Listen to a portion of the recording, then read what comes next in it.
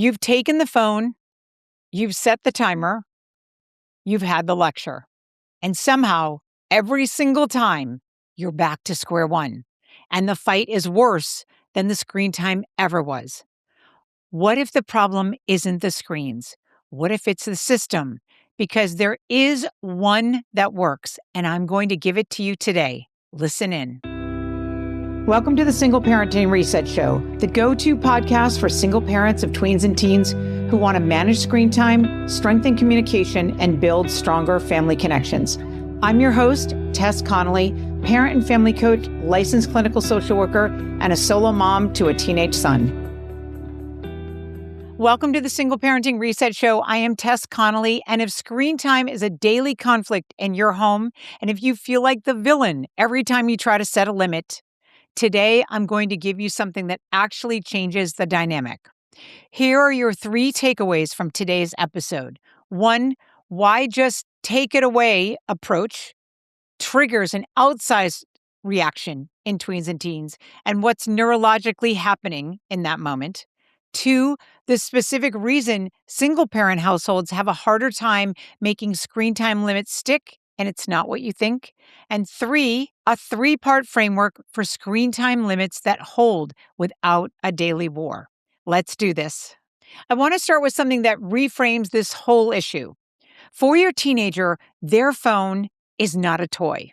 I know it looks like a toy, but neurologically, socially, emotionally, their phone is their peer group, their identity expression, their social safety net, and their primary dopamine source.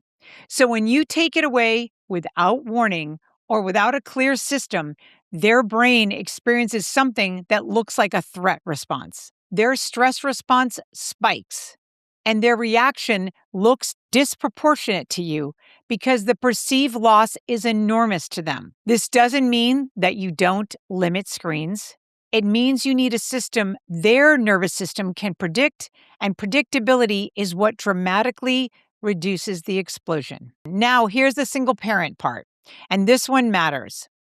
In a 2-parent home, there's often another adult providing engagement, having their presence, being active. And so one parent sets a screen limit, the other could physically be there, filling the space.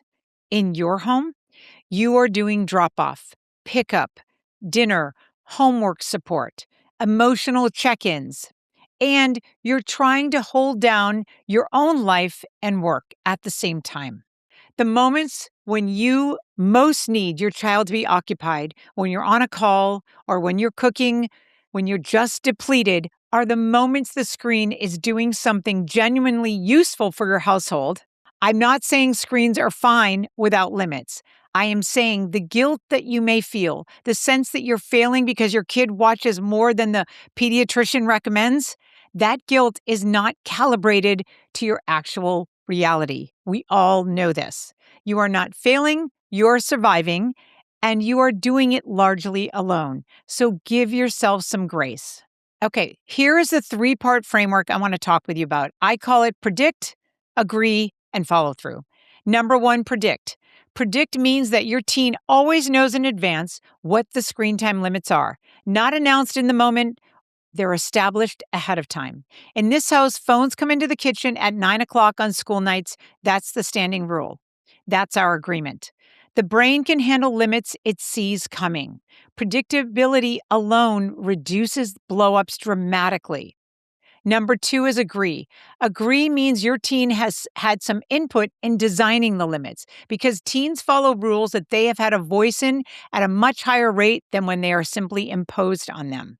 So sit down once outside of conflict and say, I'm going to make the final call, but I want to hear what feels fair to you. What do you think the screen time limit should be? Let's talk about your bedtime and where you're going to put the phone or the device. Then pause and really listen. Actually listen and adjust where you can. There's a lot of times when I have parents doing screen time agreements with their tween or teen that, believe it or not, the tween or teen sometimes comes out with things that are really fair and almost shorter or a smaller amount of time than even the parent was going to say. So just listen, but hold firm where you need to. That one conversation can save you months of daily battles. Hi, dear ones. I'm taking a break out of this episode to give you an opportunity to come join the family. What I mean is that when you join my email list, you are not only going to get a copy of my tech reset agreement, which is one of the most coveted pieces of information that I give out to parents when I start working with them. In every family, I hear about the conflict with our screen time and devices. And I've got an amazing agreement I've been using with my son since he was about 8 or 9 years old. So I'd love for you to get that, as well as being on my email list, where you're going to get tips and strategies and stories each week. You'll hear about all the different podcasts, and it's a way for us to connect in a different way outside of this podcast. So click the link right below the show notes, and I will see you on the inside. Number 3, the follow-through. Follow-through is the most important part, and it's the hardest for exhausted single parents. I know this myself. When the system is violated, the consequence is the same every time. So delivered without a lecture, we already know what that consequence was, without emotion, without negotiation. This part is important because I have an older teen who loves to negotiate. He's a really good negotiator, and he's become good at it because there are times that has worked with me. So I want to put this out, that the consistency, the boring consistency of your follow-through is what teaches your teen the system is real.